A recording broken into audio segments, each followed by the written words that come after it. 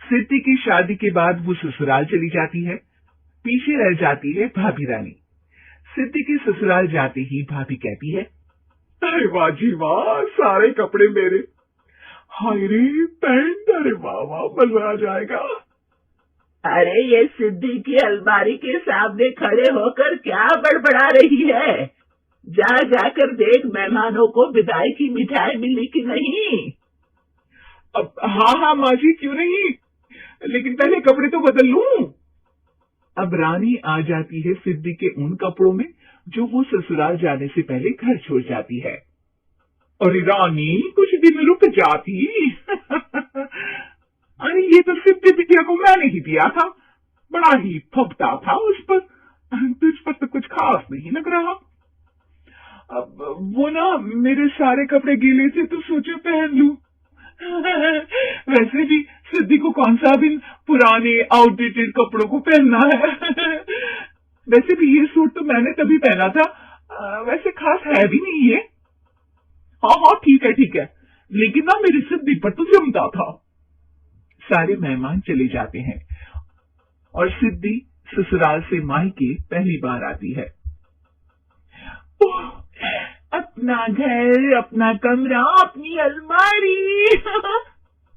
ये बोलकर जैसे ही सिद्धि अलमारी खोलती है तो सामने उसके कपड़ों की जगह कुछ और ही रखा होता है। माँ, ओ माँ, जरा कमरे में तो आना। सास और रानी वहां पहुंच जाते हैं। रानी ने पहनी होती है सिद्धि की जींस और टी शर्ट। अरे भाभी, ये क्या?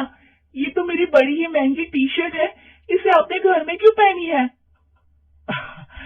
अरे बहुत मिलती है दीदी ये चौक की मार्केट में, 150 में।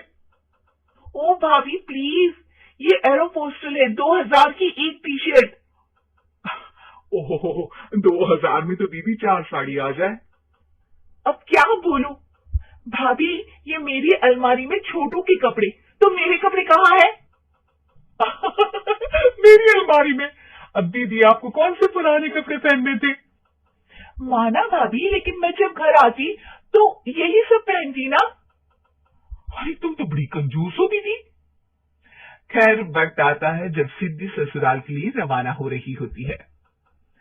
अरे रानी, अंदर से सिद्धि का गिफ्ट ले आ, लड़की पहली बार ससुराल से मायके आई है। रानी अंदर जाती है और एक सिंपल सी साड़ी लेकर बाहर आ जाती है। ये लीजिए माँ जी। सास बेटी को गिफ्ट देकर ससुराल भेजती है। अगले दिन रानी एक सुंदर सी साड़ी पहनकर सामने आती है।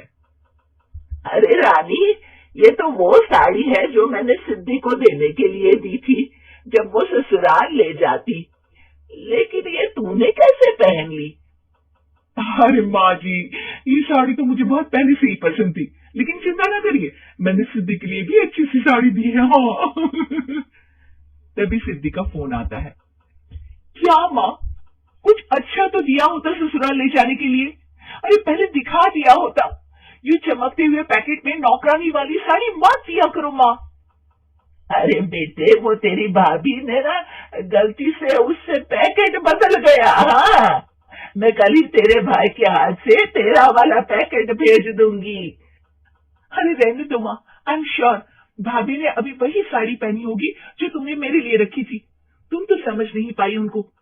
खैर छोड़ो, मैं ज्यादा बोलती अच्छी नहीं लगती, रहने दो, आपको उन्हीं के साथ रहना है, फिर बात करेंगे। सास को रानी पर गुस्सा आ जाता है। वो उसके कमरे में जाती है जहाँ वो शादी का एल्बम देख रही होती है। रानी, मार्केट जाकर एक ऐसी ही साड़ी लेकर आ, कल प्रतीक जाकर सिद्धि के घर दे आएगा।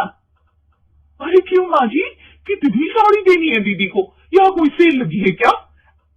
अरे चुप कर, मेरी बेटी के हिस्से की साड़ी खुद पहन ली, अब ज्यादा ज्ञान बांट रही है। एक दिन सिद्धि का फोन आता है। माँ, मेरी सास ने आप सबको खाने पर बुलाया है। सारे लोग सिद्धि के ससुराल पहुंचते हैं। खाना खाकर वो लोग निकल रहे होते हैं कि सिद्धि की सास सभी को गिफ्ट देती है।